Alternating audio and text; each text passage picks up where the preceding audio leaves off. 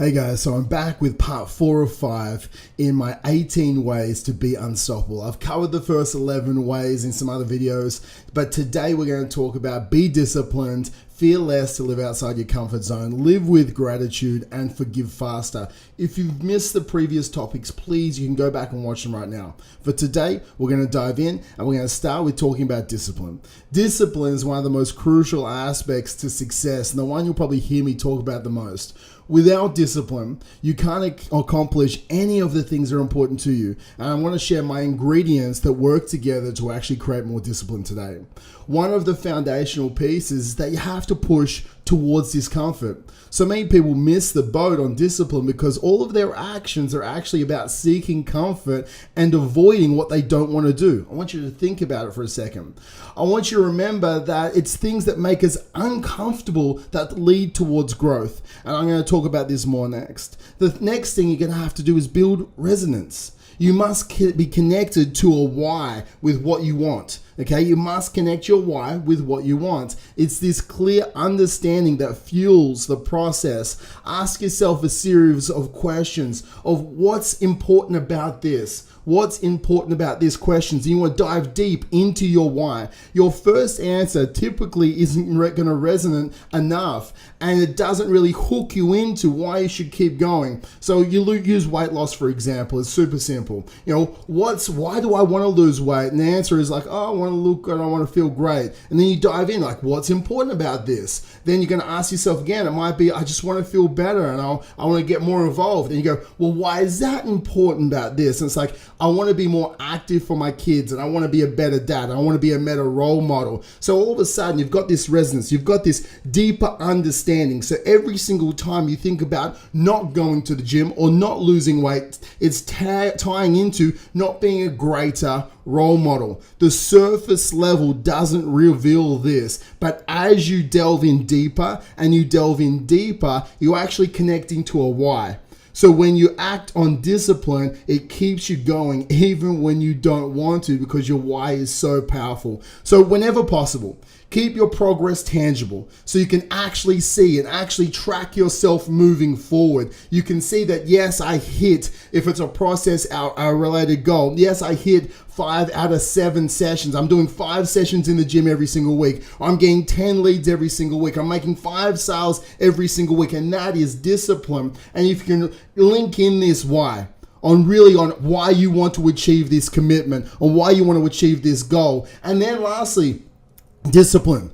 It goes up a notch again when you find yourself an accountability partner. So 1, you have your why. 2, you have essentially your tangible outcome you're tracking. 3, every single week, you're finding an accountability partner to check in. They're making sure that you are doing what you said you would do. And if you can do this, and you're not just tracking your commitments yourself, but someone else is tracking the commitments for you, then this is going to increase discipline. Moving on to the next one, I want to dive deeper into getting outside your comfort zone, specifically learning how to move past fear so that you are able to stay and live outside your comfort zone as much as you possibly can.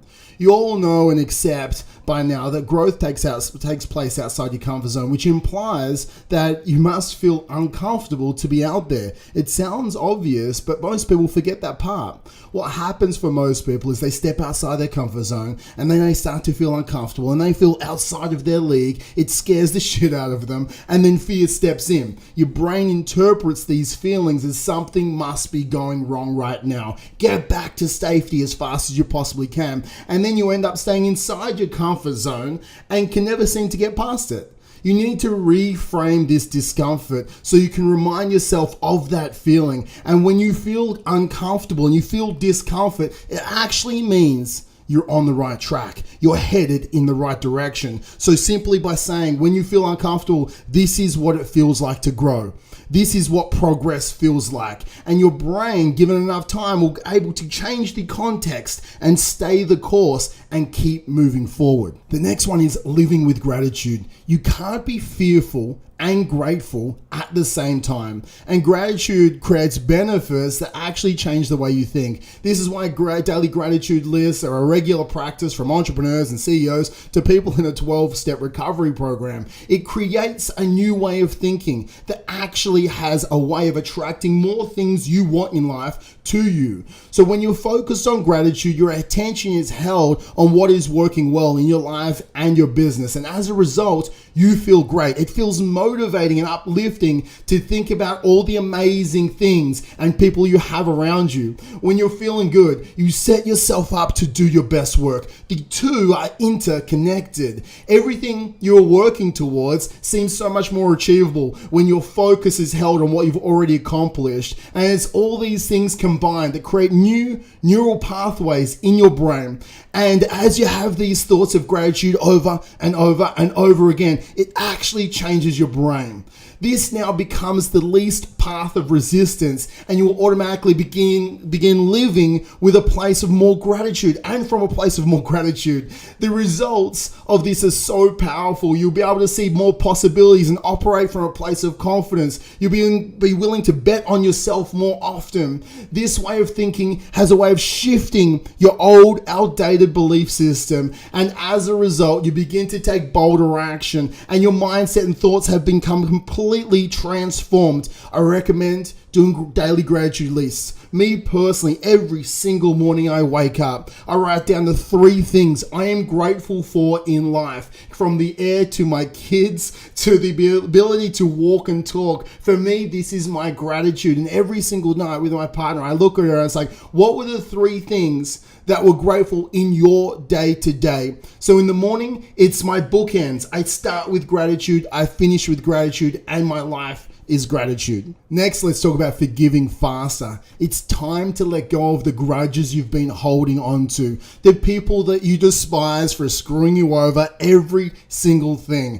For starters, there are actually health benefits to forgiving faster, and you may not even be realizing that how your grudges and resentments are impacting your physical health. And as I share this, I want you to remember that forgiveness doesn't always have to be shared with the person directly. It's really for your own benefit, and it's to release the type of thoughts and feelings that no longer serve you. When you forgive and let things go for good, it lowers your cortisol levels, it lowers the stress hormones, it allows you to be able to free the creativity and become a better entrepreneur. It's extremely stressful to be resentful and angry. So while you might not think you have no other choice than to feel that way, you get to decide if you let things go. That is your choice. There are also studies that link forgiveness to improved immune function, lower cholesterol, lower blood pressure, and reduced chronic pain. One of the biggest things and the biggest reasons to forgive faster is that it removes you from victimhood. When you're focused on being wronged by someone else, you're automatically placing yourself in a powerless position as a victim. You're